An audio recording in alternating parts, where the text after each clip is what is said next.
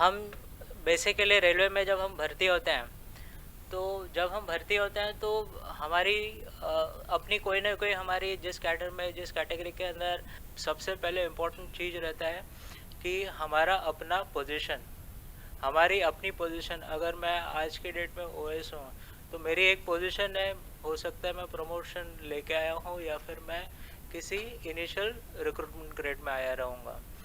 तो सबसे इम्पोर्टेंट हमारा अपना पोजीशन जो है हमारा। सबसे पहले आप बताइए, हम किस किस तरीके से रेलवे में आते हैं? हम किस किस तरीके से रेलवे में आते हैं? आ ठीक है, मैं अभी सबको बारी बारी से बता देता हूँ। पहली चीज, एक, हम ओपन मार्केट से आते हैं। ओपन मार्केट जो रहता है वो या फिर आरआरबी रहता है या फिर आरआरसी रहता है। इसके अलावा ओपन मार्केट पॉसिबल है? इसके अलावा ओपन मार्केट पॉसिबल है?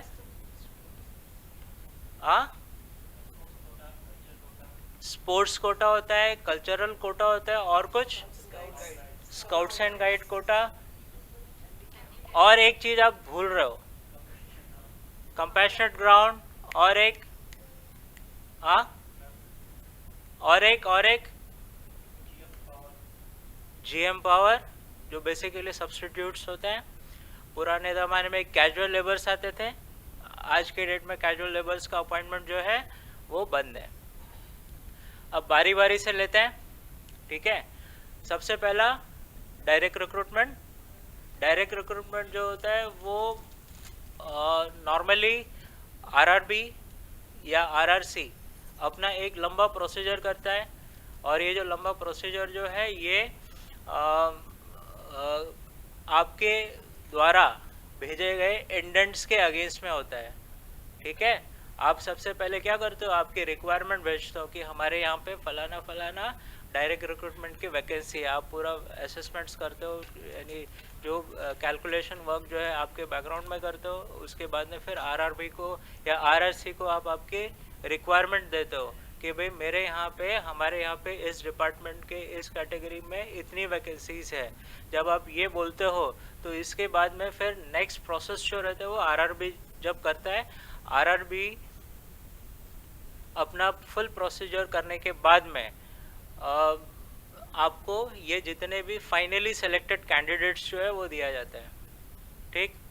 और ये फाइनली कैंडिडेट्स, जो सेलेक्टेड कैंडिडेट्स है, जब आपके पास आते हैं तो आप या फिर उनका जो प्रोसीजर जो है, रिक्रूटमेंट प्रोसेस जब आप स्टार्ट करते हो तो सबसे पहली बेसिक चीज़ आपके हाथ में जो आई रहती है वो एक लिस्ट रहती है, ठीक है।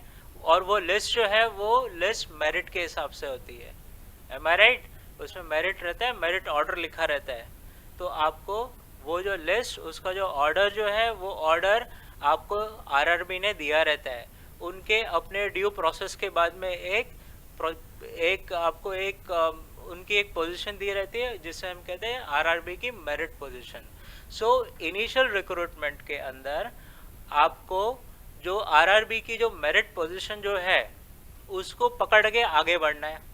अब रहा सवाल, आपके पास जैसे ही जो आरआरबी का जो पोजीशन आता है वो क्या एज इट इज़ आपको पास एम्प्लॉयज़ अवेलेबल रहते हैं उनको देने के लिए, आपको यानी अपॉइंटमेंट दे के इमीडिएटली एब्जॉर्ब करने के लिए आपके पास रेडीली अवेलेबल रहते हैं? नहीं रहते हैं। आप क्या करते हो, एक उसको उनको कॉल लेटर भेजते हो। फिर उसके बाद में फिर उनका बाकी मेडिकल एग्जामिनेशन होता है। मेडिकल एग्जामिनेशन के बाद में आप उनको या फिर ट्रेनिंग में भेजोगे या फिर उनको ट्रेनिंग के बाद में फिर वो उन ट्रेनिंग सेंटर के अंदर उनका एक लंबा चौड़ा ट्रेनिंग होता है, और उसके बाद में वहाँ पे भी एक अलग से मेरिट बनती है, ठीक है। ऐसा होता है ना, या कुछ और होता है? ठीक है। अगर ये पार्ट होता है तो इसके बाद में जब फाइनली एब्जॉर्ब जो कैंडिडेट्स होंगे उनको, अब यहाँ पे भी दो दो एक पॉसिबिलिटी है। दो पॉसिबिलिटी ये है कि जो कैंडिडेट्स आरआरबी से आते हैं उनको या फिर ट्रेनिंग में जाना पड़ता है या नहीं जाना पड़ता है, ठीक है। जहाँ जहाँ ट्रेनिंग्स इन्वॉल्व है ऐसे जगह पे कैंडिडेट्स ट्रेनिंग सेंटर में भेजे जाएंगे।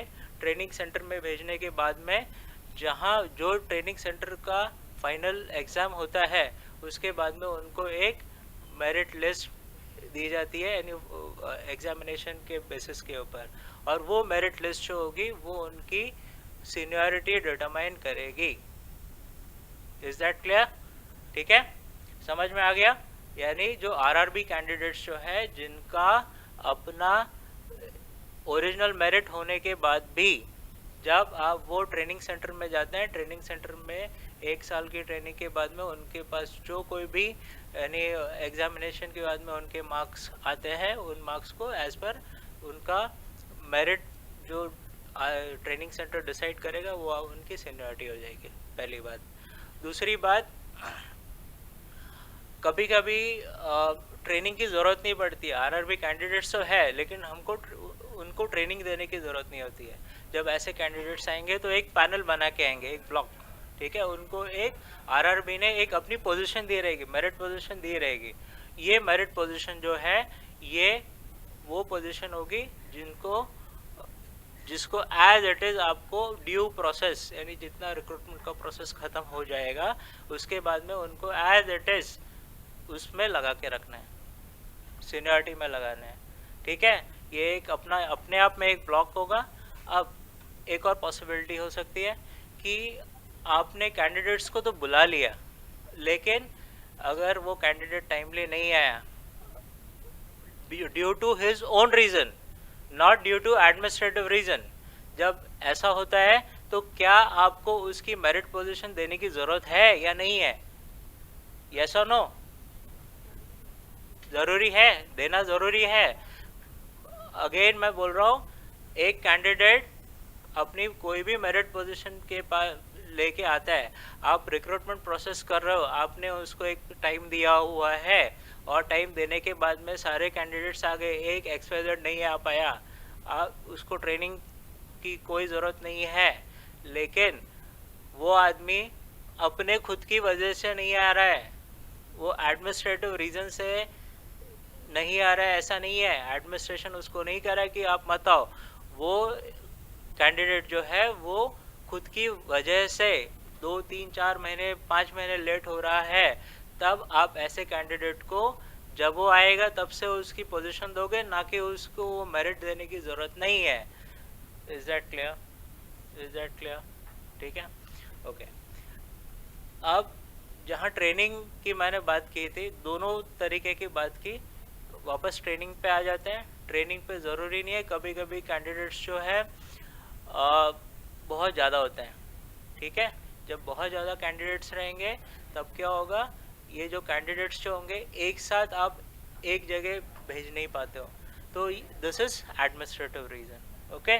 अब इसमें क्या हो रहा है, इसमें ये जो कैंडिडेट्स जो है ये आप बैच वाइज भेजते हो, बराबर, बैच वाइज भेजते हो। तो ये बैच वाइज कैंडिडेट्स जो है इनको फर्स्ट बैच जो जाएगा वो मेरिट का सबसे ऊपर वाला बैच जाएगा, फिर उसके बाद में नीचे वाला, उसके बाद में, और ऐसे सब्सिक्वेंटली, और जो उनका मेरिट पोजीशन उधर पे ट्रेनिंग सेंटर में बैच वाइज बनेगा वो आपको उनकी सीनियरिटी देनी है। Is that clear? ठीक है, समझ में आ गया? ये हो गई सिर्फ आरआरबी आरआरसी ट्रेनिंग से रिलेटेड। अब कभी कभार ऐसा होता है आपने किसी कैंडिडेट को बुलाया नहीं या लेट बुला लिया, आपको मालूम है वो कैंडिडेट जो है उसे यानी फर्स्ट बैच में मुझे रखना था लेकिन वो आ नहीं पाया, यानी उसे एडमिनिस्ट्रेशन ने लेट बुलाया, तब ऐसे कंडीशन में उसको जो नेक्स्ट अवेलेबल बैच है उस बैच में भेजना है, और उसके बाद में अगर वो फर्स्ट अटेम्प्ट में पास होता है तो उसको उसकी ओरिजिनल बैच में पोजीशन देनी है, ओके। इस तरीके से ये मेरिट डिसाइड हो जाएगी और एज इट इज़ आपकी सीनियरिटी में चले जाएगी। ये इनिशियल रिक्रूटमेंट का प्रोसेस है। एक और कंडीशन है, अब एक तरीके के लोग हमने ले लिए RRB RRC with training without training, ठीक। अब एक और यानी उस पर्टिकुलर कैटेगरी में लोग आ सकते हैं, कहीं कहीं पे सारे के सारे क्या डायरेक्ट रिक्रूटमेंट होता है? क्या सारे के सारे खलासी में ही अपॉइंटमेंट होते हैं? नहीं। अब हम डिवीजन लेवल की बात करेंगे तो डिवीजन लेवल के अंदर कुछ एक ऐसी कैटेगरीज है जो पार्शली डायरेक्ट रिक्रूटमेंट से भरी जाती है, पार्शली एलडीसी कोटा से भरी जाती है और पार्शली रैंकर कोटा से भरी जाती है।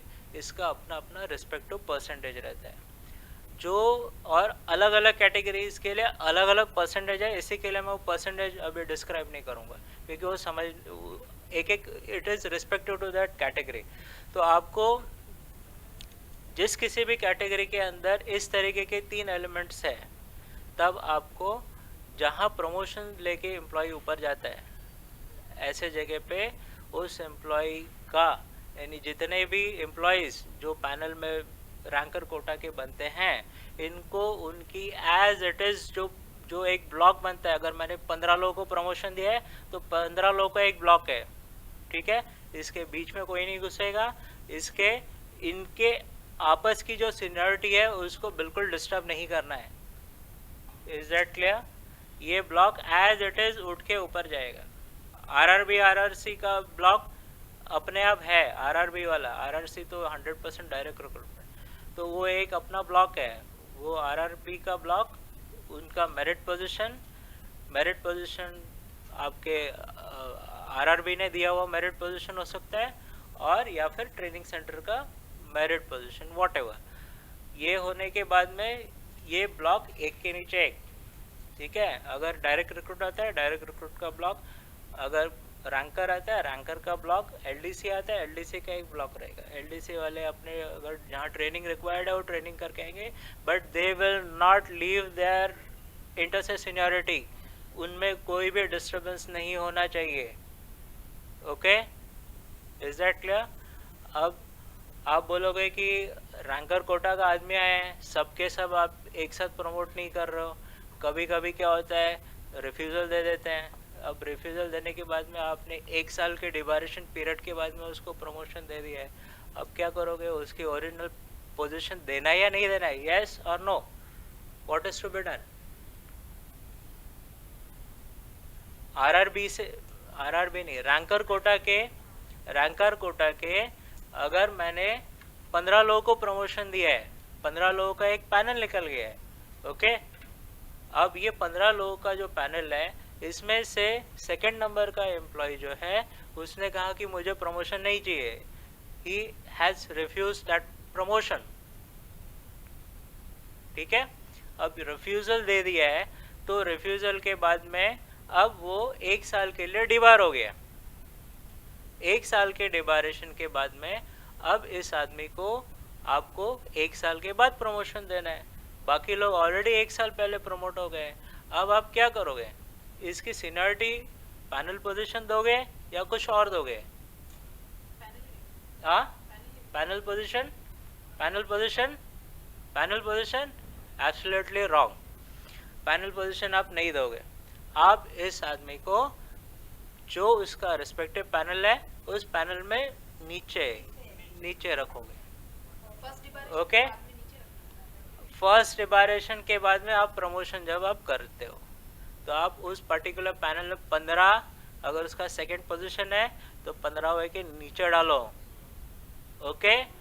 It is purely because of the employ himself, it is not due to administration, okay? जहाँ एडमिनिस्ट्रेटिव प्रॉब्लम है वहाँ पे भी आप दूसरा एक काम कर सकते हो। क्या कर सकते हो? मान लो ये मैं प्रमोशन वाला जो पार्ट है उसमें समझाऊंगा, अभी नहीं समझाऊंगा, ठीक है? फिर भी एक बेसिकली बता देता हूँ। एरनेस प्रमोशन वाला जब कॉन्सेप्ट में समझाऊंगा तब इसमें ये आ जाएगा, अभी वो मैं नहीं एक्सप्लेन करना चाहता हूँ, ठीक है? नेक्स्ट, ये क्लियर हो गया? जिसको डिबारेशन 1 साल के बाद में आप करते हो। अब मान लो एक और प्रोसीजर है, फर्स्ट टाइम ने उसने मना कर दिया 1 साल के लिए डिबार, सेकेंड टाइम अब फिर उसको प्रमोशन दे रहे हो, अब फिर से डिबार करना है। अब क्या करोगे? उसकी पोजीशन का क्या होगा? क्या होगा उसकी पोजीशन का? हाँ, नेक्स्ट टाइम उसको वापस बुलाएंगे, लेकिन उसकी पोजीशन जो है वो लूज करेगा seniority, he will lose his seniority. Okay, is that clear? He will lose his seniority, वो नीचे रहेगा, अपने उसके पीछे वाले सारे लोग आगे जा चुके रहेंगे। Okay, this is the way in which a person can lose his seniority. ये हो गया। अब कभी कभी क्या होता है, RRB वाला कैंडिडेट और आपके प्रमोशन वाले कैंडिडेट एक ही पैनल के होते हैं, एक साथ आ गए, अब क्या करोगे? डायरेक्ट रिक्रूट्स और एक साथ बैच आ गया, अब आपको उनको ये देना है, ट्रेनिंग करके आ गए, एक बड़ी लिस्ट आ गई, साथ में अपने एक प्रमोशन की भी एक लिस्ट निकाल दी, एक पैनल आउट कर दिया। पैनल समझ में आता है? पैनल समझ में आता है? आपने ड्यू प्रोसेस के बाद में लोगों को, यानी जो जिनको मुझे प्रमोशन देना है, असेसमेंट्स करने के बाद में फाइनली उनका ट्रेड टेस्ट या सूटेबिलिटी जो कुछ भी करने के बाद में जब एक फाइनल लिस्ट रेडी हो जाएगी, वो लिस्ट अब इनको मुझे प्रमोशन देना है, लेकिन उनकी जो पैनल पोजीशन जो रहेगी, यानी पैनल की जो ऊपर से लेके नीचे तक जो है वो सब्सटैंटिव पोजीशन लेके ऊपर आए रहते हैं। अब इनको मुझे सिर्फ प्रमोशन देना है। प्रमोशन जो है वो irrespective of date of joining रहता है, ठीक है, यानी पैनल पोजीशन जो है उसमें कोई ऑल्टरेशन नहीं रहता है, वो जो अपने को मिले उसी को अपने को एज इट इज सीनियरिटी में ऊपर डालनी है। ऐसे कंडीशन के अंदर आपको क्या करना चाहिए? ऐसे एक ही लिस्ट आ गई है, अब एक लिस्ट में अब मुझे क्या करना चाहिए? दोनों एक ही साथ एक ही तारीख की हो गई है लिस्ट। हाँ, डायरेक्ट को पहले देना है। किसको पहले देना है? प्रमोशन वाले को पहले देना है, यानी प्रमोशन वाले की लिस्ट एक साथ और फिर डायरेक्ट के एक साथ, ऐसा रखना है। ऐसा रखना है, हाँ या नहीं? हाँ, no date of birth, no date of appointment. जो आपका दो पैनल्स है, एक डायरेक्ट का पैनल, एक प्रमोटी का पैनल, जो प्रमोटी होगा उसको सबसे ऊपर पहला वाला, सेकंड जो फर्स्ट डायरेक्ट उसके नीचे, उसके बाद में सेकंड प्रमोटी उसके नीचे, ऑल्टरनेटली सबसे पहले रैंकर कोटा, सबसे पहले प्रमोटीज जो है वो ऊपर रहेगा, फिर डायरेक्ट, फिर promotee, first direct, first promotee, first direct, second promotee, second direct and so on. ठीक है,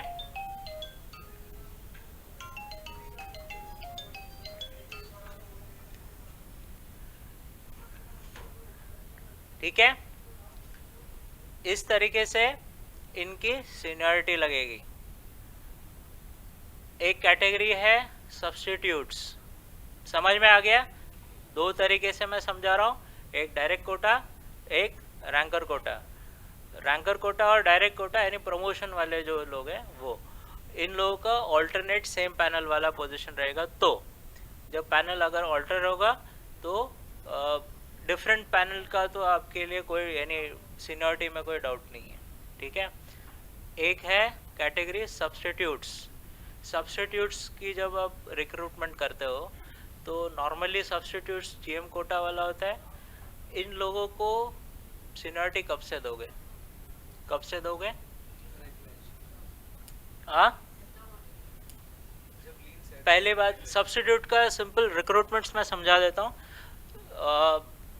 एक उनको इमीडिएटली इनिशियल अपॉइंटमेंट दिया जाता है, उसके बाद में 120 दिन के बाद में आप उनको क्या करते हो? टीएस देते हो। तो टीएस के बाद में एक उनका स्क्रीनिंग होता है और उसको बाद में रेगुलर पोस्ट के अगेंस्ट में एब्जॉर्ब करते हो। सिंपल सा प्रोसीजर। 120 दिन के बाद में जब भी वैकेंसीज अवेलेबल होगी वो जो है स्क्रीनिंग जो है उसका किया जाता है और उनको सब्सिक्वेंटली रेगुलर पोस्ट के अगेंस्ट में ले लिया जाता है। अब मुझे आप बताइए, इस पर्सन को, इस आदमी को मैं कैसे सीनियरिटी दूं? With effect from temporary status, पहला initial appointment, second temporary status, third regular absorption. 3 dates आ गई इसकी, 3 डेट्स आ गई। कौन से दिन से दो? हाँ, temporary status, initial appointment, regular क्या?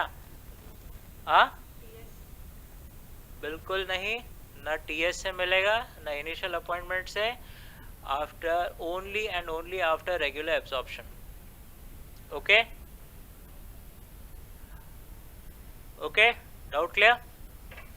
नेक्स्ट, ये हो गया सब्सटीट्यूट्स। इसके अलावा एक और कैटेगरी है, कंपैशनेट ग्राउंड पे अपॉइंटमेंट होता है। कंपैशन अभी जितना भी अपॉइंटमेंट होता है, मिनिमम क्वालिफिकेशन कितनी है? 10 स्टैंडर्ड। 10 स्टैंडर्ड है। ओके, कभी कभी क्या होता है, विडोज़ का 10 स्टैंडर्ड नहीं रहता है, या फिर वार्ड्स जो रहते हैं कंपैशनेट अपॉइंटमेंट में जो आते हैं उनका 10 स्टैंडर्ड नहीं रहता है। तो जब जिसका 10 स्टैंडर्ड नहीं रहता है तो उनको आप क्या करते हो? हाँ, पे -1 सीनियरिटी में डालते हो। मैं वार्ड की बात कर रहा हूँ, वार्ड को सीनियरिटी में डालते हो? सीनियरिटी में डालते हो? हाँ, नहीं डालते हैं। तो उनको क्या करते हो, क्या शो करते हो? उनको क्या क्या बोलते हो, क्या यानी उनको, उनका क्या रेलवे में स्टेटस क्या है उनका? एज अ ट्रेनी है, ठीक है। वो ट्रेनी कब तक रहेंगे? जब तक उनका मिनिमम क्वालिफिकेशन हो नहीं जाता है। जैसे मिनिमम क्वालिफिकेशन वो ले लेंगे, उसके बाद में आप उनको रेगुलर पोस्ट या जो उनकी सीनियरिटी है वो दोगे, ठीक है। ये पार्ट क्लियर हो गया, ट्रेनीज वाला। एक और जो ये है जिसकी क्वालिफिकेशन नहीं होती है, कंपैशनेट अपॉइंटमेंट में जो आती है, वो है विडोज। क्या विडोज अगर क्वालिफिकेशन है ही नहीं, 10 स्टैंडर्ड है नहीं, 6, 7, 8 या इवन इलिटरेट, इन लोगों को रेगुलर एब्सॉर्प्शन देते हो या रेगुलर पोस्ट देते हो या ट्रेनिंग में रखते हो? हाँ, इनको रेगुलर में रखते हो। तो जितने विडोज है उनको आपको रेगुलर पोस्ट के अगेंस्ट में 1800 जीपी में रखना है। और जो वार्ड्स है जिनका क्वालिफिकेशन नहीं है, वो उनके लिए कोई रिलैक्स स्टैंडर्ड्स नहीं है। जब भी आप विडोज को अपॉइंट करोगे तो आपको इमिडिएटली उनको रेगुलर जो कैडर पोस्ट पे दोगे और उनकी सीनियरिटी पे दोगे। वार्ड को 5 इयर्स का टाइम दोगे, तब तक वो ट्रेनिंग में रहेगा।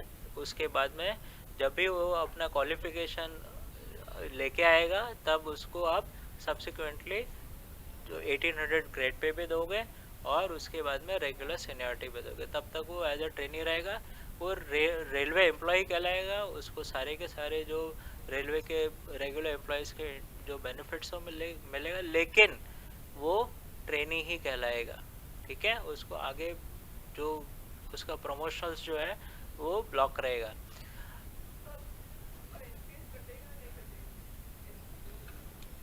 एनपीएस ट्रेनीज का एनपीएस जो है वो उसके लिए मेरे ख्याल से तो नहीं कटना चाहिए, क्योंकि वो ट्रेनिंग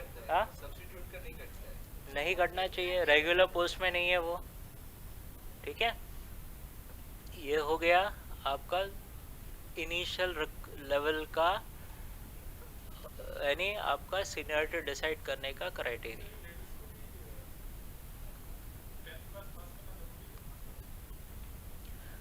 विडोज के लिए रिलैक्स स्टैंडर्ड है, 10 स्टैंडर्ड होना ज़रूरी नहीं है, क्योंकि ये रेलवे बोर्ड का गाइडलाइंस है। जो भी एक मेरे ख्याल से कट ऑफ डेट है 2011 का, एक अप्रैल का कोई कट ऑफ डेट है। उसके बाद में जितने भी रिक्रूटमेंट हो रहे हैं उसमें 10 स्टैंडर्ड कंपलसरी है, ठीक है। उससे पहले जितने भी विडोज़ का आप अपॉइंटमेंट कर रहे हो उनको कंपलसरी नहीं है। कट ऑफ डेट करेक्ट है, ठीक है। 2011 का एक कट ऑफ डेट है, उससे पहले क्वालिफिकेशन कंपलसरी नहीं है, उसके बाद में कंपलसरी करके रखा हुआ है। ओके, ये हो गया आपका इनिशियल लेवल। इनिशियल लेवल के बाद में अब क्या आपकी सीनियरिटी वैसे के वैसे परमानेंटली रहती है? आप रेलवे में तो आ गए, अब रेलवे में आने के बाद में क्या आप उसी पोजीशन में, उसी पोस्ट में हमेशा वहीं बैठे रहते हो? नहीं, कभी कभी क्या होता है, हम यानी अपनी पोस्ट को छोड़ के प्रमोशंस लेते हैं। ठीक है, अलग अलग तरीका कौन सा है जिसमें आपकी सीनियरिटी जो है उसमें चेंजेस आते हैं। मैं और यानी आपको कम नहीं करना, ज़्यादा नहीं करना नहीं बोल रहा हूँ, चेंजेस आते हैं आपकी सीनियरिटी में, चेंजेस आते हैं। एक चीज़ का ध्यान हमेशा रखना चाहिए, हमारी ये जो इनिशियल रिक्रूटमेंट के वक्त जो सीनियरिटी बन गई है, ये हमारी सब्सटेंटिव पोजीशन है, इसको किसी भी हालत में इन नॉर्मल कंडीशन अल्टरेशन नहीं होता है इसमें। ठीक है, इन नॉर्मल कंडीशन। अब कौन से ऐसे यानी रीजंस है जिसकी वजह से आप आपकी ओरिजिनल सीनियरिटी को छोड़ के आगे जाते हो या कहीं पे भी जाते हो? सबसे पहला एक है प्रमोशंस। ठीक है, आपकी बेस ग्रेड सीनियरिटी को लेके ही आप आगे जाते हो, लेकिन कैटेगरी चेंज हो जाती है। ठीक, जब आप प्रमोशंस यानी लेके जाते हो तो एक आपका यानी हायर ग्रेड के प्रमोशन में, जैसा कि मैंने कहा, एक पैनल रहता है, वो panel as it is as a block आपको ऊपर यानी रखना है। तो जिनको भी आप प्रमोशंस दोगे उनकी सीनियरिटी हायर लेवल पे डिसाइड हो जाएगी with respect to their respective panels. ठीक है, उसके अंदर इंटर से जो सीनियरिटी है उसमें भी कोई डिस्टर्बेंस नहीं होना चाहिए। इनका अपना original seniority as it is उनको देना है। फर्स्ट कंडीशन, और कोई पॉसिबिलिटी है जिसमें आप किसी की सीनियरिटी को ऑल्टर कर सकते हो? हाँ, पेनल्टी वाला टॉपिक बाद में।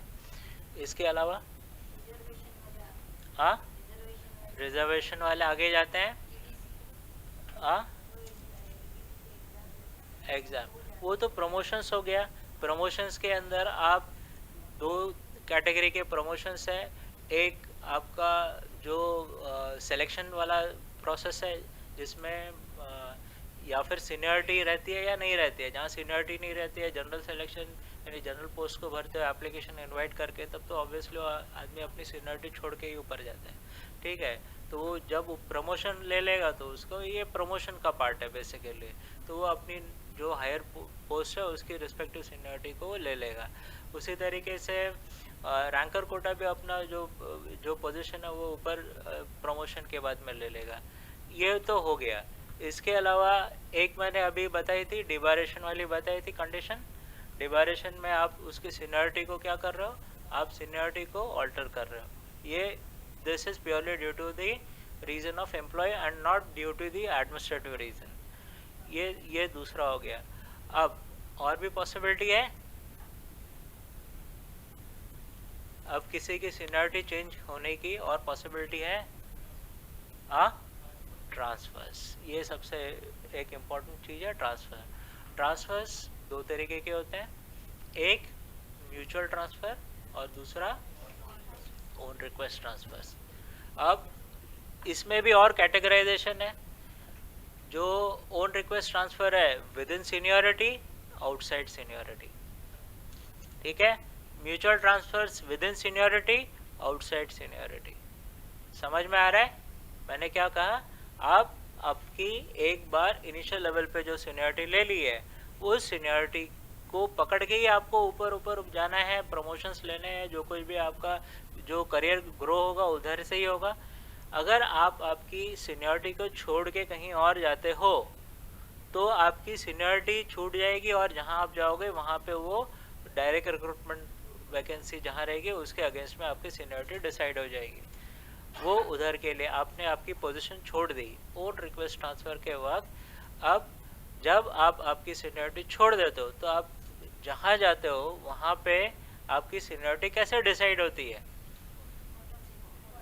बॉटम सीनियरिटी, यानी वहाँ पे जितने भी लोग अवेलेबल होंगे, आपका इधर का इररिस्पेक्टिव ऑफ कितना लेंथ ऑफ सर्विस है, ये आपको भूल के आप उधर पे सबसे बॉटम में जाके एडजस्ट हो जाओगे।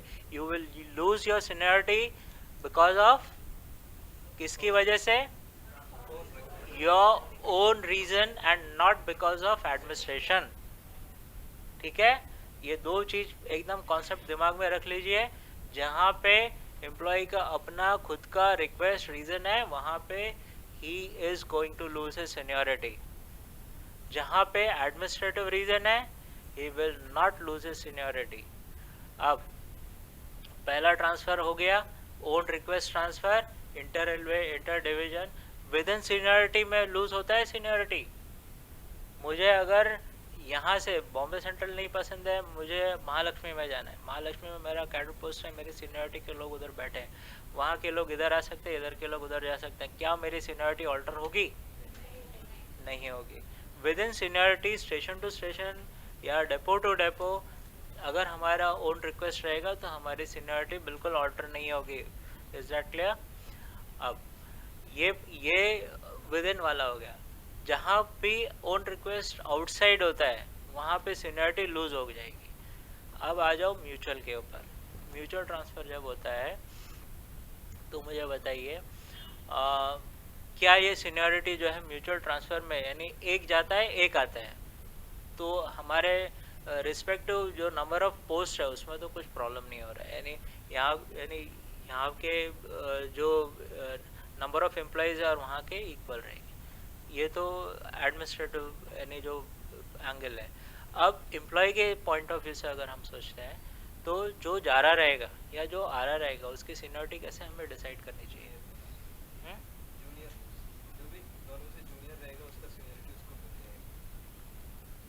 जूनियर को एक रहेगा जूनियर, एक रहेगा सीनियर। ठीक है, दोनों तो बराबर एक ही डेट एक ही समय वाले तो बड़ी मुश्किल से मिलते हैं। एक रहता है जूनियर, एक रहता है सीनियर। अगर जूनियर सीनियर की जगह जाएगा, सीनियर जूनियर की जगह जाएगा। अब दोनों तरीके से समझते हैं। यहाँ पे बैठा हुआ आदमी जूनियर है, वो जूनियर जा रहा है सीनियर की जगह को लेने के लिए। पहले इसके सीनियरिटी डिसाइड कर लेते हैं। जो ये यहाँ का जूनियर जिस किसी के साथ भी किसी और रेलवे डिवीजन में जा रहा है उसकी उधर सीनियरिटी क्या फिक्स होगी?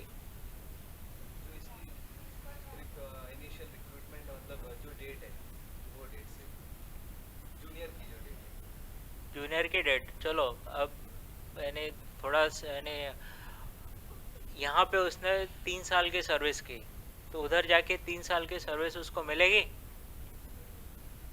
या बॉटम में चला जाएगा? हाँ मिलेगा। उसी तरीके से वहाँ से आया हुआ आदमी किधर जाएगा फिर? वो लूज करेगा अपना। मान लो उसका 5 साल हो गया तो वो 3 साल का है। वो जो सीनियर है वो जूनियर की सीनियरिटी ले लेगा और यहाँ पे आने के बाद जो सीनियर है यहाँ पे आने के बाद में जूनियर की सीनियरिटी ले लेगा, उसकी जो पोजीशन है वो ले लेगा। Is that clear? बॉटम वॉटम कुछ नहीं है यहाँ पे। और यहाँ से जो जूनियर जाएगा उसकी अगर 3 साल की सर्विस हुई है तो उधर जाके वो अपनी पोजीशन को 3 साल के हिसाब से ले लेगा। Is that clear? ठीक है, दो चीज़ें बताई, एक ऑन रिक्वेस्ट वाली इंटर डिवीजन, दूसरी म्यूचुअल ट्रांसफर। ये दो कंडीशन है, सीनियरिटी ऑल्टर हो सकती है। और कोई एक पॉसिबिलिटी बताइए, पॉसिबिलिटी बताइए। मेडिकल डी कैटेगराइज सुना है? मेडिकल डी कैटेगराइज होता है, मेडिकल डी कैटेगराइज। ओके, अब मेडिकल डी कैटेगराइज केसेस में एम्प्लॉय जो है तो यानी कंडीशन में डी कैटेगराइज होता है। पहला कंडीशन जो है वो होता है वो पीएमई में गया। PME full form pre medical examination, यानी हर यानी 2-3 साल सेफ्टी कैटेगरीज में यानी उनका 3 साल रहता है या 5 साल रहता है डिपेंडिंग अपॉन द पोस्ट, उनको पीएमई में जाना पड़ता है। कोई भी कैंडिडेट्स जो सेफ्टी कैटेगरी में रेलवे एम्प्लॉई अगर वो अपनी मेडिकल एग्जामिनेशन में जो पीएमई में फेल हो जाता है यानी उस रिस्पेक्टिव कैटेगरी का जो मेडिकल स्पेसिफिकेशन है A1 A2 B1 B2 C1 C2 जो कुछ भी है अगर उसमें वो डी कैटेगराइज होता है, A2 में फेल हो गया तो अब क्या, A3 या फिर B1, जो कुछ भी है, जहाँ कहीं पे भी वो फिक्स हो जाएगा उसके हिसाब से वो, लेकिन वो उस पर्टिकुलर कैटेगरी के अंदर अब काम करने लायक नहीं है। जब ऐसी कंडीशन आती है तब आपको उस कैटेगरी के अंदर से इस एम्प्लॉय को हिलाना है। जब आप हिलाओगे तब आप क्या करोगे, उसको ऑल्टरनेट अपॉइंटमेंट दोगे। जब ये ऑल्टरनेट अपॉइंटमेंट लेगा तो किसी और सीनियरिटी में जाएगा, हो सकता है अपनी सेम कैटेगरी में अब्सॉर्ब हो रहा होगा या किसी और में होगा। फॉर एग्जांपल छोटा सा मोटरमैन कैटेगरी, ड्राइवर्स कैटेगरी, हो सकता है वो, जैसे मोटरमैन कैटेगरी जो है वो अगर यहाँ पे आता है तो जेई में चला जाता है, कभी कभी यानी एसएससी में, या फिर टेक्निकल कैटेगरी पॉइंट्समैन होते हैं, उनको आप यहाँ पे फिटर कैटेगरी में डाल देते हो। तब ऐसे लोग जब डी कैटेगराइज हो जाते हैं तो इनको जहाँ जाते हैं वहाँ पे उनको कौन सी सीनियरिटी देनी चाहिए? सबकी सीनियरिटी नहीं है। हाँ, इनको क्या बॉटम में डाल दूँ मैं? हाँ, बॉटम में नहीं डालना चाहिए, तो उनको अपनी पोजीशन लेनी है, ठीक है। यानी इन लोगों को, जो कोई भी मेडिकली डिकैटेगराइज होते हैं, इनको आपको उनकी अपनी ओरिजिनल सीनियरिटी जो है, इनके डिकैटेगराइज होने से पहले जिस पोस्ट में अवेलेबल है उनकी नॉन फॉर्चुइटस सर्विस, यानी जो क्या बोलते हैं, जो रेगुलर जो सर्विस है उस जितने साल भी की हुई है उन्होंने, उन वो पूरे साल जो है वो उसको नई सीनियरिटी में आने के बाद में काउंट करके उसकी जगह फिक्स हो जाएगी। Is that clear? ये एक मेडिकल डी कैटेगराइज कंडीशन मैंने बताई जिसके अंदर आप यानी आदमी की सीनियरिटी, एम्प्लॉय की सीनियरिटी आप ऑल्टर कर रहे हो। इसके अलावा मेडिकल डी कैटेगराइजेशन जो है एक और तरीके से हो सकता है। अगर कोई एम्प्लॉय कहे कि मुझे मेरी जो सीनियरिटी मुझे दी गई है वो सीनियरिटी जो है यहाँ पे यानी इस पोस्ट के अंदर मैं काम नहीं कर पा रहा हूँ, मैं अक्सर बीमार रहता हूँ, मुझे तकलीफ़ हो रही है, मुझे मेरी पोजीशन जो है यानी इस किसी और पोस्ट में मुझे यानी डाल दीजिए, यहाँ मुझसे हो नहीं रहा है, ठीक है। तब क्या होता है, ये एम्प्लॉय जो है ये खुद से जाता है सीनियर डीएमओ जहाँ रहेगा, हेल्थ यूनिट में जाके अपना फिजिकल स्टेटस दिखाता है, मेडिकल बोर्ड बैठता है। अब ये डी कैटेगराइज हो गया। अब डी कैटेगराइज होने के बाद में अब इसको आप ऑल्टरनेट अपॉइंटमेंट दोगे। जब इस एम्प्लॉय को आप ऑल्टरनेट अपॉइंटमेंट दोगे तब आप इसको जहाँ कहीं पे भी रखो, ये कहाँ रखोगे बताइए? सीनियरिटी दोगे इसकी या नहीं दोगे? हाँ, सीनियरिटी दोगे या नहीं दोगे? देना चाहिए, देना चाहिए, देनी चाहिए, हाँ या नहीं? हाँ,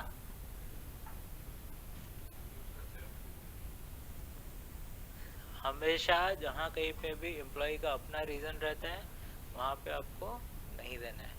तो इस कंडीशन में इसको ओन रिक्वेस्ट के जैसा ट्रीट किया जाएगा। ये IRM का पैरा 313 लिखा हुआ है, उसमें है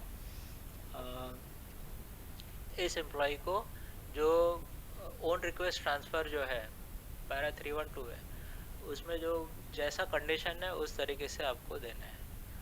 और भी पॉसिबिलिटी है अगर मान लो कोई PME में गया, PME में फेल हो गया, फेल होने के बाद में वो बोलता है कि नहीं, एक टाइम पीरियड रहता है जिसमें वो अपील कर सकता है, एक महीने का पीरियड है, उस टाइम पीरियड के अंदर उसने अपील कर लिया, अब वो फिक्स हो गया यानी फिट हो गया।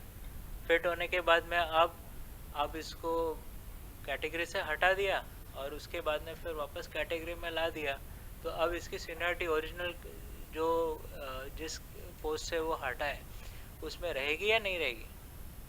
ओरिजिनल पोजीशन उसको मिलेगी या नहीं? ओरिजिनल पोजीशन हट गया, वो थोड़े पीरियड के लिए हट गया, डी कैटेगराइज होके PME से मैं वो डी कैटेगराइज हो गया। फिर उसके बाद में फिर अपील गया, अपील में जाने के बाद में वो ठीक हो गया, फिट हो गया। अब उसको लेकिन कैटेगरी से हटाने के बाद में उसी कैटेगरी में वापस कहाँ रखोगे, बॉटम में? नहीं मिलेगा। हाँ, बॉटम में नहीं रखोगे, आप उसकी अपनी पोजीशन दे दोगे। मान लो वो एक लंबे समय के बाद में ठीक होके आता है। मेरे पास कैसे आता है, जैसे मेडिकली डिकेटराइज्ड एक आदमी है, एसएस कैटेगरी में से कोई भी आएगा, तो उसको मेडिकली डिकेटराइज करके उसको एटीएनएल बीटीएनएल कुछ देते हैं। उसके बाद वहाँ से वो बोलता है कि मुझे ये नहीं चाहिए, वो तो उनके पास ही रहता है वेटिंग फॉर पोस्टिंग। फिर वहाँ से नहीं चाहिए, फिर वो अपने ओएस की पोस्ट पे आता है, क्योंकि उसको वहाँ काम ओरिजिनल कैटेगरी कौन सी थी? सीबीसी में कोई है, सीबीसी में सब एक आदमी काम कर रहा है, सीबीसी से उसको कुछ एटीएनएल वहाँ पे वहीं पे दे दिया, तो उसने पहले लिया तो उसने स्क्रीनिंग में उसको वो दिया होगा, फिर उसने रिफ्यूज कर दिया। सीबीसी में वही तो बोल रहा हूँ, सीबीसी में क्या पीएमई में जाके सीबीसी में गए हाँ मेडिकली डिकेटराइज्ड डी कैटेगराइज, लेकिन उसका वही तो मैं क्लासिफिकेशन कर रहा हूँ। मैं क्या कर रहा हूँ, दो तरीके के क्लासिफिकेशन है। एक क्लासिफिकेशन जहाँ पे एम्प्लॉय जो है पीएमई में जा रहा है, पीएमई यानी वाले ही होते हैं। अभी ये जो मेडिकल डिकेटराइज्ड हाँ होते हैं वो पीएमई वाले पीएमई वाले हैं, तो उनको आपको उनकी पोजीशन देनी है। PME अगर वो नहीं है, एक mostly जो भी है, हाँ अभी जो भी मेजॉरिटी आ रही है, जैसे उसने एक एटीएनएल में उसको दिया तो उसने वहाँ पे उसको बोला कि नहीं मुझे यहाँ जमेगा नहीं, तो उसने वहाँ से मना कर दिया, तो उसको ओएस में दिया। तो ओएस में मेरे पास आया, तो ओएस में मेरे पास आएगा तो ऑब्वियस तो 4200 में मेरे पास आया, 4200 का ही देंगे ना, जिस दिन उसका 4200 में ज्वाइन हुआ वही देंगे ना पोजीशन। हाँ बिल्कुल। तो बॉटम ही हो गया ना। नहीं, सीनियरिटी इसमें बॉटम वाले बॉटम बात का नहीं। सवाल नहीं है। इस जहाँ पीएमई में डी कैटेगराइज है उनको आपको पोजीशन देनी है। पीएमई वाले में मतलब हमारे पास जो आते हैं वो हमको कहाँ से लिख के आता है कि पीएमई है या कुछ है, मेरे पास मेडिकली डिकेटराइज्ड करके आता है। देखिए रूल तो यही है कि आपको जहाँ पे पीएमई है वहाँ पे आपको उसकी ओरिजिनल सीनियरिटी देनी है, और वो उस कैटेगरी वाला जो यानी जहाँ से भी आता है आपको इंश्योर कराना है कि आपको इंश्योर कराना है कि आपको यानी ये कंसर्न एम्प्लॉय जो है वो डी कैटेगराइज किस तरीके से होके आया हुआ है। तो अगर पॉलिसी से आता है और पॉलिसी से फिर नहीं, ये स्पेसिफाइड होना चाहिए, पॉलिसी से जो आता है वो कैसे ये स्पेसिफाइड होना चाहिए। और पॉलिसी सेक्शन से आप पूछ लीजिए कि भाई ये किस तरीके से आया हुआ है, या उसका जो यानी ये जो इन्फॉर्मेशन अवेलेबल नहीं है वो आप अवेलेबल करके ले लीजिए। पैरा 313 ना सर। हाँ, पैरा 313 में medical decategorise cases seniority ये करना। Is that clear? और लेकिन अगर 4200 में कहीं पे भी अगर वो टॉप में जाता है तो वहाँ बिठा देगा ना मेरी पूरी सीनियरिटी। हाँ बिल्कुल, वो उसका पीएम 42 में उसके जैसे मोटरमैन है और 42 में समझो अगर वो 93 में ही अपॉइंट हुआ है। नहीं, अगर वो खुद की मर्जी से लोअर ग्रेड में जाना है तो फिर वैसे नहीं, हाँ मेडिकली डिकेटराइज्ड हुआ, पॉलिसी से मुझे आ गया, हाँ मैंने उसको ले लिया, हाँ लेने के बाद में उसकी सीनियरिटी मुझे फिक्स कर दिया है। हाँ 4200 जीपी में वो 95 में आया, 1995 मेरी पूरी सीनियरिटी में 95 का आदमी नहीं है, तो मेरे एकदम ऊपर बैठे। हाँ बिल्कुल, बिल्कुल उसको पोजीशन देनी है आपको। अच्छा, और उसमें अगर बहुत सा बीच में पैनल है, बीच में कहीं कहीं अपने पास पैनल नहीं होता। पैनल तो एक ब्लॉक है ऐसे हाँ, समझिए, लेकिन उन लोगों ने क्या किया है, जैसे ब्लॉक है, ब्लॉक में अगर पहले कैसे ब्लॉक के seniority बीच में बनाते तो घुसना ही नहीं है उसको, या फिर ऊपर रहेगा या नीचे जाएगा। हाँ, लेकिन अभी कैसे है, जैसे अभी बहुत सारी सीनियरिटी है जहाँ पे पैनल दिखाते ही नहीं। अभी जैसे पावर इलेक्ट्रिकल में बराबर पैनल पोजीशन कि पैनल डेट डालते हैं, यहाँ पे कहाँ सीनियरिटी बनाते हैं तो पैनल डेट की ज्वाइनिंग डेट डालते हैं। अब ज्वाइनिंग डेट में तो आपकी सीनियरिटी का जो प्रिपरेशन जो है वो रॉन्ग है। तो अब उसमें क्या होता है कि कहाँ कौन किसके पैनल पे मालूम नहीं चलता, तो ऐसे केसेस में क्या करना चाहिए? बेसिकली जब आप सीनियरिटी बनाते हो तो सीनियरिटी में जब बहुत ही अंदर सीनियरिटी जब आप बनाते हो तो बहुत ही केयरफुली बनानी ज़रूरी है, क्योंकि जब आप ये सीनियरिटी बनाते हो ये एक परमानेंट रिकॉर्ड रहता है। इसी परमानेंट रिकॉर्ड के बेसिस पे एम्प्लॉय आगे का हायर प्रमोशन लेता है। अब ये मैं इसी के लिए ये टॉपिक सबसे पहले ले रहा हूँ, क्योंकि इसके बाद में जो मैं पढ़ाने वाला हूँ ये इससे भी कॉम्प्लिकेटेड वाला पार्ट है। तब आपको समझ में आ जाएगा कि ये क्यों इतनी ज़रूरी है, हम सीनियरिटी के ऊपर इतना ध्यान क्यों दे रहे हैं। लेकिन जब अपन बनाते हैं सीनियरिटी तो पैनल का ही डेट होना चाहिए ना, पैनल ही date irrespective of date of joining, irrespective of date of joining except selection. ऐसी नहीं बनी है तो क्या? नहीं बनी है तो रेक्टिफाई कीजिए, आपको रेक्टिफाई करना है, रेक्टिफिकेशन इज रिक्वायर्ड। मिस्टेक्स को तो आपको रेक्टिफाई करना ज़रूरी है। ठीक है, ये हो गया।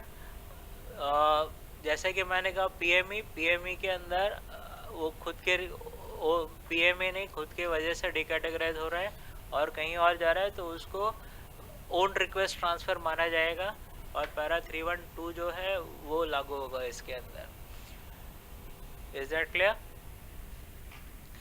इसकी सीनियरिटी जहाँ कहीं पे भी जाएगा उसको बॉटम में डालना पड़ेगा, मतलब पूरा पैनल के नीचे सबसे नीचे। पे भी आ सकता जो ऑलरेडी पैनल है, पैनल को आपको ब्रेक नहीं करना है, उसको अंदर घुसना, उसमें इंटरपोलेशन वर्क नहीं होगा, ठीक है? उसको या फिर ऊपर या नीचे। ऊपर तो हो ही नहीं सकता। अप्रूव्ड पैनल जो बोलते हैं ना, अप्रूव्ड पैनल, जो अप्रूव्ड पैनल है उसके ऊपर जाएगा या नीचे जाएगा, बीच में कहीं पे भी नहीं घुसेगा वो, ठीक है? Is that clear? क्योंकि उसका इंडिविजुअल सीनियरिटी को आपको डिसाइड करना है। अब ये एक मेडिकल डिकैटेगराइज, अभी मान लो एक लंबे समय के बाद में अगर वो कोई ठीक होके आता है, अपनी ओरिजिनल सीनियरिटी में आ जाता है, 4 महीना 6 महीना 8 महीना, इसके बीच में बहुत सारे लोगों ने प्रमोशंस भी ले लिया उसके जूनियर्स ने। अब इसको क्या करोगे, कहाँ डालोगे? सिक पे था वो। हाँ, सेक डिकैटेगराइज ही हो गया, बाद में ट्रीटमेंट लिया, ठीक हो गया, वापस आ गया, ओरिजिनल सीनियरिटी में आ रहे हैं। हाँ, तब इससे पहले जितने भी लोग आगे जा चुके हैं, ठीक है, उनके नीचे रहेगा, लेकिन जो जूनियर, सो कॉल्ड जूनियर जो वेटिंग पे है, उनके ऊपर रहेगा वो, ठीक है? वो अपनी पोजीशन उस वक्त की जो रहेगी वो ले लेगा। एक और कंडीशन, और कोई कंडीशन बताएगा? कभी कभी क्या होता है, पोस्ट जो है सरेंडर हो जाती है, पोस्ट सरेंडर हो जाती है। जब पोस्ट सरेंडर हो जाती है उसके बाद में फिर आदमी जो है बिना पोस्ट के, पोस्ट का मतलब ये कुर्सी, ये चेयर, इस चेयर के ऊपर मैं बैठा हूँ, मैं तब तक, ये चेयर है तब तक बैठूंगा, अगर चेयर नहीं रहेगी तो मैं बैठ नहीं पाऊंगा, मुझे खड़ा होना पड़ेगा। हमारी पोस्ट भी बिल्कुल ऐसी ही रहती है, अगर हमारे पास पोस्ट है तो उस पोस्ट के अगेंस्ट में ही हमको सैलरी मिलती है, अगर पोस्ट नहीं तो सैलरी नहीं, ओके? अगर पोस्ट नहीं तो सैलरी नहीं। इसका मतलब ऐसी कंडीशन के अंदर जब भी कोई भी डी कैटेगराइज होता है, उसकी पोस्ट सरेंडर हो जाती है, एम्प्लॉय अवेलेबल है। अब एम्प्लॉय अवेलेबल है, इस एम्प्लॉय को अगर आपको अब उसी जिस कैटेगरी से वो डी कैटेगराइज हो रहा है, यानी सरप्लस बन रहे हैं, तो वो सरप्लस एम्प्लॉय को क्या आप वहीं पे हमेशा रख सकते हो? नहीं रखते हो। आप क्या करते हो, उसके लिए एक सुपर न्यूमररी पोस्ट क्रिएट करते हो, उसके अगेंस्ट में वो रहता है, और उसके बाद में फिर उसको किसी तरीके से जल्दी से ऑल्टरनेट अपॉइंटमेंट देने की कोशिश करते हो, दूसरे कैटेगरी के अंदर एब्जॉर्ब करने की कोशिश करते हो। अब मुझे बताइए, ये यहाँ से दूसरी कैटेगरी में जाएगा, जब दूसरी कैटेगरी में जाएगा तो उस कैटेगरी के अंदर उसका क्या स्टेटस होगा? क्या स्टेटस होगा? क्या उसको मेडिकल डिकैटेगराइज में जैसे देते हैं वैसे देना है? देना है, नहीं देना है? मेडिकल डिकैटेगराइज में आप क्या करते हो, यहाँ से डिकैटेगराइज हो गया और उधर जाके आप उसको पूरा लेंथ ऑफ सर्विस पुराना काउंट करके दे देते हो। यहाँ पे देना चाहिए सरप्लस। अब तो यहाँ पे एडमिनिस्ट्रेटिव रीजन दिख रहा है, आप बोलिए। हाँ,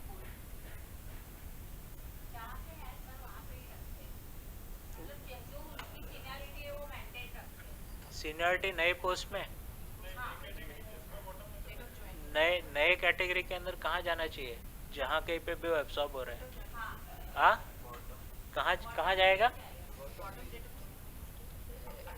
ये वो कंडीशन है जहाँ पे आइडियली अगर आपके पास पोस्ट नहीं है तो आपको घर में बैठना चाहिए, ठीक है?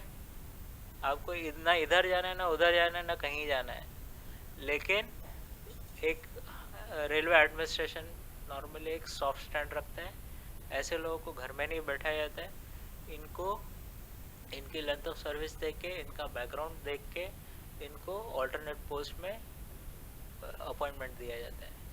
जब ये ऑल्टरनेट पोस्ट में जाते हैं तो वो किसी भी कैटेगरी में जाएंगे वहाँ पे जो एक्सिस्टिंग जो सो कॉल्ड एम्प्लॉयज़ है अपनी पोजीशन लेके बैठे हुए हैं, इन सभी एम्प्लॉयज़ के वो नीचे जाएंगे, उनका वो हक नहीं खाएंगे, ठीक है।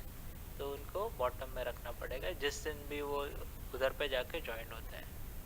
Is that clear? और पॉसिबिलिटी बताइए, और पॉसिबिलिटी बताइए। डीआर एक्शन मालूम है? डीआर एक्शन होता है। अब डीआर के वक्त आप दो तरीके की पेनल्टीज, एक मेजर रहता है, एक माइनर रहता है। माइनर पेनल्टी जब होती है तो क्या आप माइनर पेनल्टी में किसी की सीनियरिटी लूज कर सकता है कोई? माइनर पेनल्टी में अब एक एग्जांपल देता हूँ आपको। आपने एक 15 लोग का प्रमोशन का लिस्ट निकाला, उसमें 2 जन जो है उसका withholding of increment for a period of 2 years penalty चल रही है। इम्प्लीमेंटेड और इनिशिएटेड दोनों में फ़र्क है, यानी डीआर इनिशिएट होना और फाइनल होके इम्प्लीमेंट होना दोनों में फ़र्क है। फाइनल होके इम्प्लीमेंट हो गया, छठा महीना चल रहा है, पेनल्टी इम्प्लीमेंट होके अब प्रमोशन का लिस्ट फाइनल हो गया है, इसके अंदर वो एम्प्लॉय आ गया है। अब ऐसी कंडीशन में आप इस एम्प्लॉय को 1 या 2 जब भी उसका जो पेनल्टी ख़त्म होगा तब प्रमोशन दोगे, तब क्या ये अपना सीनियरिटी लूज करेगा? ऐसा किया तो क्या होगा? ऐसा किया तो क्या होगा? चलो बताइए, ऐसा कर दिया आप तो क्या होगा? हाँ, कर दिया तो क्या होगा? नहीं, वो चार्जशीट वाली बात अलग है। ऐसा कर दिया, मान लो मैंने किसी को यानी 2 साल का विदहोल्डिंग का इंक्रीमेंट है, 7 वाले सब निकल गए, प्रमोशन हो गया। अब इसका पेनल्टी के बाद में आपने उसको प्रमोशन दे दिया, 2 साल के बाद में दे रहे हो प्रमोशन। तो उधर ही देंगे हाँ, उसकी पोजीशन है उधर ही। नहीं वो ठीक है, अब उधर ही देंगे, लेकिन 2 साल के पीरियड के बाद में दे रहे हो और बाद में फिर डाल दिया उसको बॉटम में। अब बताओ क्या करना है? जिस दिन प्रमोशन दे रहे हो उसी दिन दे दिया। अब आपने क्या कर दिया बताइए, क्या गलती की? Loss of seniority. अब आपने जो माइनर पेनल्टी है उसको मेजर पेनल्टी में कन्वर्ट कर डाला। ओके, तो माइनर पेनल्टी को आपने मेजर पेनल्टी बना दिया। समझ में आया? सिर्फ एक पोजीशन चेंज करने की वजह से। तो आपको हर हालत में उसकी जो पोजीशन जो है वो देनी है, एक्सेप्ट जहाँ मेजर पेनल्टी आती है, जहाँ पे विथ फ्यूचर इफेक्ट लिखा आता है, जहाँ विथ लॉस ऑफ सीनियरिटी लिखा आता है, वो ऐसा स्पेसिफाइड रहता है। जो डीआर के जो काम कर रहे हैं या करते थे या जिसको एक्सपीरियंस है वो उनको मालूम होगा। जब आप सीनियरिटी या जो जब भी आप पेनल्टीज देते हो, पेनल्टीज का एकदम जो वर्डिंग्स जो एकदम परफेक्टली लिखा रहता है कि आप यानी विदहोल्डिंग या रिडक्शन या जो कुछ भी है with future effect affecting the seniority, ऐसा वर्ड आप यूज करते हो।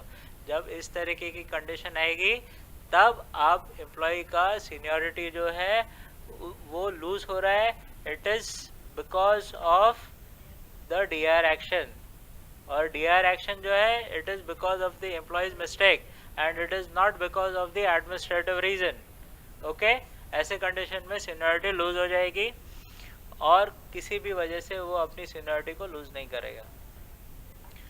मैंने जितना भी यानी जो सीनियरिटी लूज करने का जो टॉपिक है वो सारा का सारा कवर कर दिया।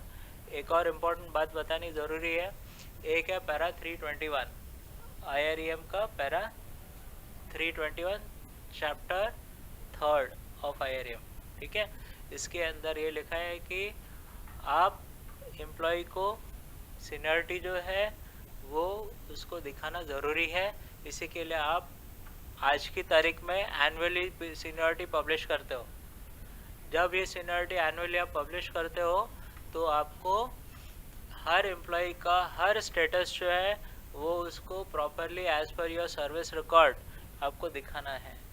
जब आप ये दिखाते हो तो उसके बाद में जब भी रिप्रेजेंटेशन आता है, नॉर्मली आप क्या लिखते हो कि representation if any may be informed with in a period of 1 month, ऐसा लिखते हो।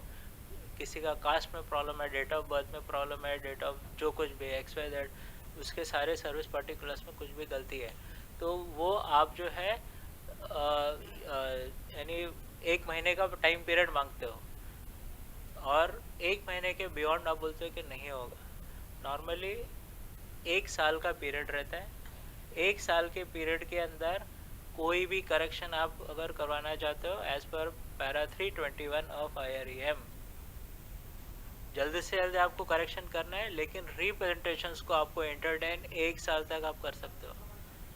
बियॉन्ड 1 ईयर, याद रखिए, beyond 1 year no alteration is seniority is allowed, गलत होगा तो no alteration in seniority is allowed. मतलब मालूम है मिस्टेक है तो आप उसको सफिशिएंट चांस दे चुके हो, अब आप आपकी सीनियरिटी में आगे आगे बढ़ा रहे हो, ठीक है। ये 1 साल के बाद में आपको बिल्कुल अलाउ नहीं करना है। 1 साल के अंदर रिप्रेजेंटेशन कर सकते हैं कभी? हाँ कर सकता है। अगर गलत है तो क्या गलत होगा,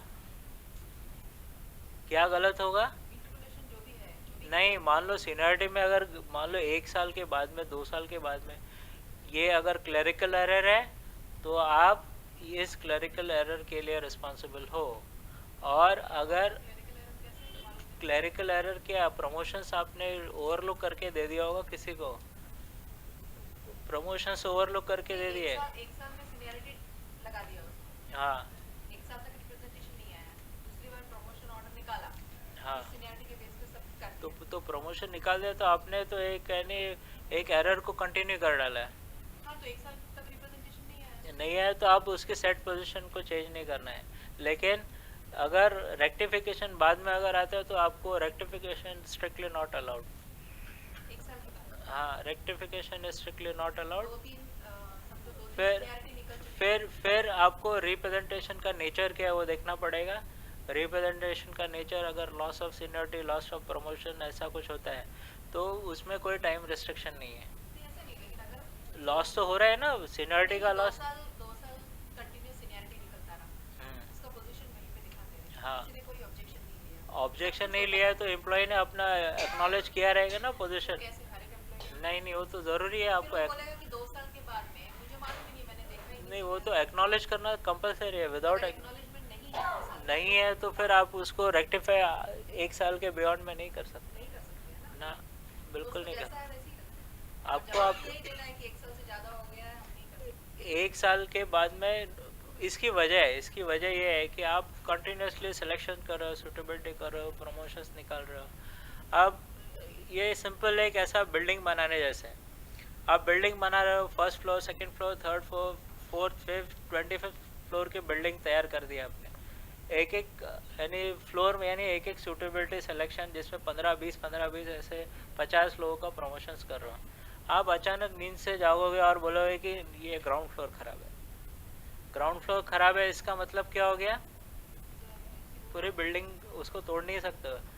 ये रेक्टिफिकेशन अलाउड है, लेकिन ये रेक्टिफिकेशन जो है आने वाले सब्सिक्वेंट पैनल्स को ऑल्टर करेगा, ठीक है।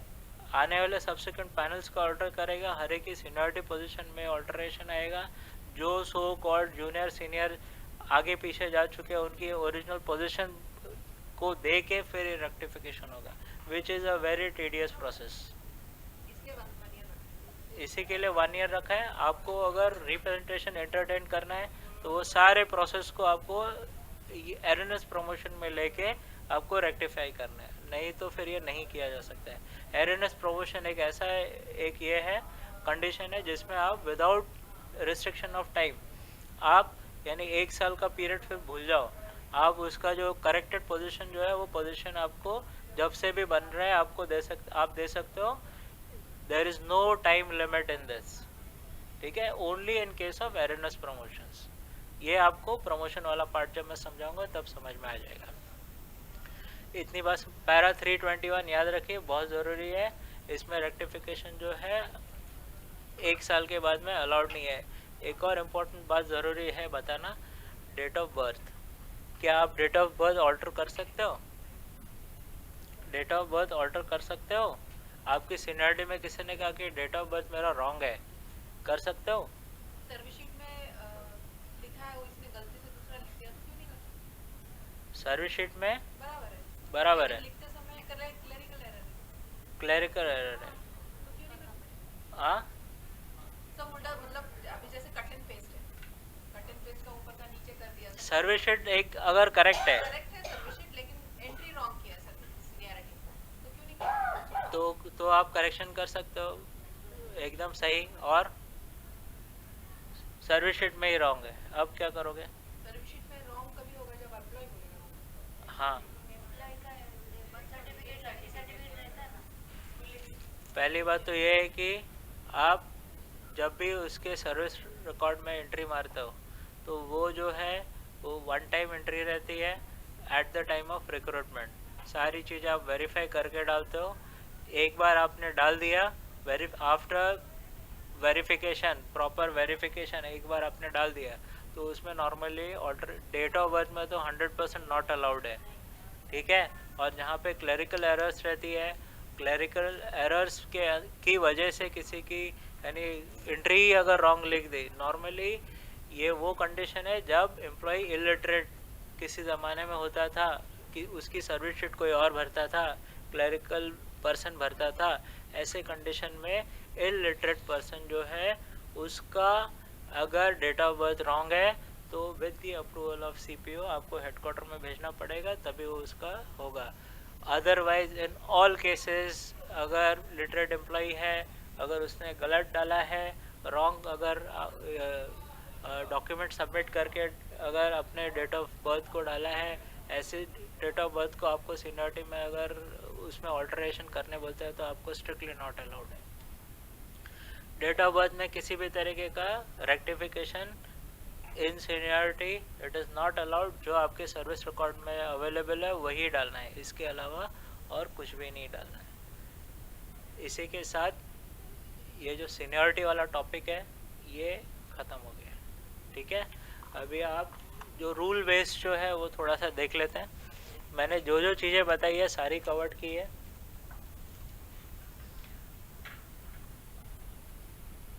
ये जो कोई भी सोर्स है ये पैरा यानी IRM का चैप्टर 3 में है अवेलेबल, और इसको ब्रॉडली क्लासीफाई किया है। इसमें सारी चीज़ें आपको यानी यहाँ पे सारी की सारी यानी बहुत छोटा छोटा जो माइन्यूटेस्ट पार्ट है वो नहीं है, सिर्फ मोटे मोटे तौर पे आप देख लीजिए। आपको ओरिजिनल रेफरेंस जो है पैरा चैप्टर 3 ऑफ IRM में मिलेगा।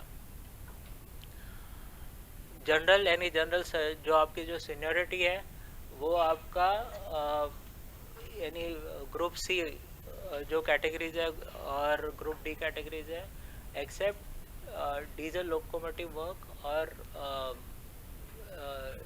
इसका जो सीनियरिटी जो है ये अलग तरीके से डिसाइड होता है। अब यहाँ पे हम जो है हमसे किसी का वो लेना देना नहीं है, इसी के लिए ये पार्ट मैंने स्किप किया हुआ है। इनिशियल रिक्रूटमेंट जैसा कि मैंने बताया ये पैरा 302 में है। इनिशियल रिक्रूटमेंट में जो इनिशियल अपॉइंटमेंट है उस वक्त हम देते हैं, और after due process RRB RRC और जो अदर डायरेक्ट रिक्रूटमेंट के मोड्स उनका इनिशियल रिक्रूटमेंट किस तरीके से करते हैं वो बताया गया है। और कभी भी उनका अपना इंटर से सीनियरिटी जो है वो डिस्टर्ब नहीं होना चाहिए।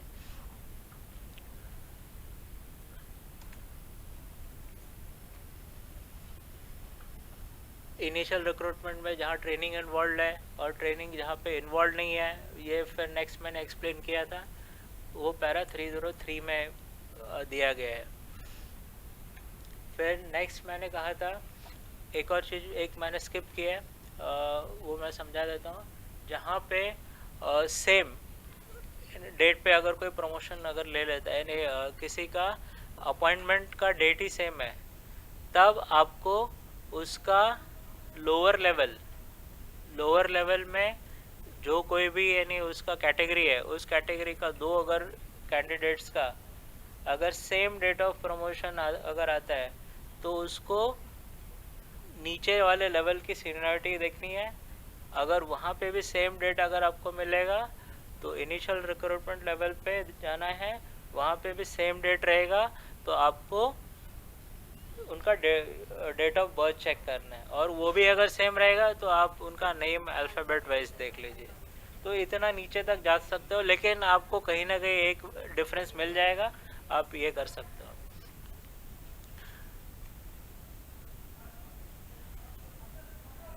जहाँ जैसे कि मैंने कहा प्रमोशंस, जब आप प्रमोशंस करते हो तो प्रमोशन के वक्त जो एक बार एक पैनल बन गया, उस पैनल के जो सीनियरिटी पोजीशन जो जिन्होंने ले ली है, उसके जो कोई भी प्रमोटीज जो होंगे उनका पोजीशन बाद के आए हुए पैनल से सीनियर ही रहेगा। बाद में एक अगर मान लो 15 लोगों का एक पैनल बन गया, प्रमोट होके यानी ऊपर जाते हैं, या उनका एक पोजीशन हो गया, सेलेक्ट लिस्ट रेडी हो गई है, एक और इसके बाद में फिर आपने प्रमोशन के लिए प्रोसेस किया और फिर एक और 20 लोगों के लिए आपने लिस्ट निकाली है, 20 लोग फाइनल कर दिए। तो पहले के 15 फाइनल किए हुए प्रमोशन के लिए जो कोई भी अवेलेबल एम्प्लॉयज़ जो थे जिनको आप प्रमोशन दोगे, और बाद वाले इनकी सीनियरिटी में फ़र्क रहेगा, पहले वाले सीनियर रहेंगे, बाद वाले जूनियर रहेंगे, और ये सारे के सारे अपने बेस ग्रेड सीनियरिटी को लेके ऊपर आएंगे। ठीक है।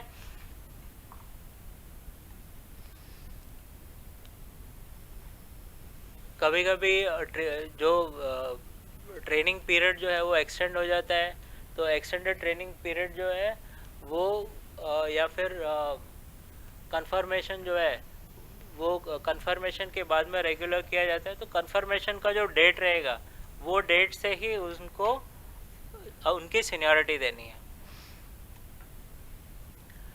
जैसे कि मैंने कहा प्रमोशंस में ये पैरा 306 में लिखा गया है कि जो पहले के पैनल का एम्प्लॉई है वो सीनियर ही रहेगा बाद के पैनल के एम्प्लॉय से। म्यूचुअल ट्रांसफ़र जैसे कि मैंने एक्सप्लेन किया था, म्यूचुअल ट्रांसफ़र में ऑन रिक्वेस्ट, हाँ एक इसके अंदर एक है म्यूचुअल यानी on request transfer on spouse ground, इसमें सीनियरिटी लूज होती है।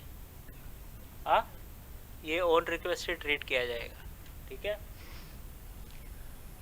एक है in the interest of administration, administration किसी को उठा के अपनी सीनियरिटी से एक डिवीजन से दूसरे डिवीजन में अगर दे रहा है तो पैरा 311 इसके हिसाब से वो सीनियरिटी लूज करेगा या नहीं? नहीं करेगा, क्योंकि ये एडमिनिस्ट्रेटिव रीज़न है, जैसा कि मैंने स्टार्टिंग में ही क्लियर किया था। ट्रांसफ़र ऑन ओन रिक्वेस्ट दो तरीके के बताए, एक म्यूचुअल ट्रांसफ़र का बताया था और एक आपका अकेला ओन रिक्वेस्ट आदमी जा रहा है अपनी सीनियरिटी को छोड़ के। एक मेडिकल डी कैटेगराइज बताया था, वो पैरा 313 में है। पैरा इसके अंदर मैंने दो कंडीशन बताई थी, वो सारी कंडीशन इसमें दी गई है।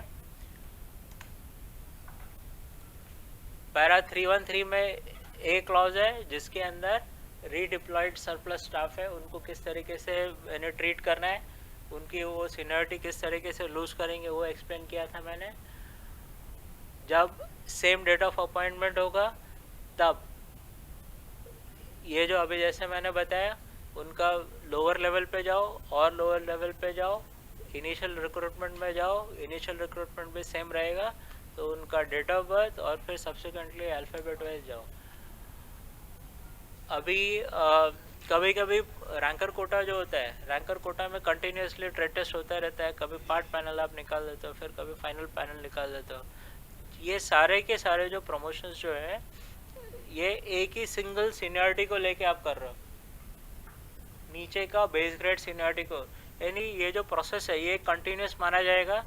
जो सीनियर मोस्ट है उसका पहले बुला रहे हो, फिर उसके बाद में, लेकिन अल्टीमेटली नंबर ऑफ वैकेंसीज जितनी आपको भरनी थी उनको उस वैकेंसीज को भरने के लिए आपने नीचे से एक ऑलरेडी सेट पोजीशन से लोगों को बुलाया, इसी के लिए कोई भी अपनी सीनियरिटी लूज नहीं करेगा।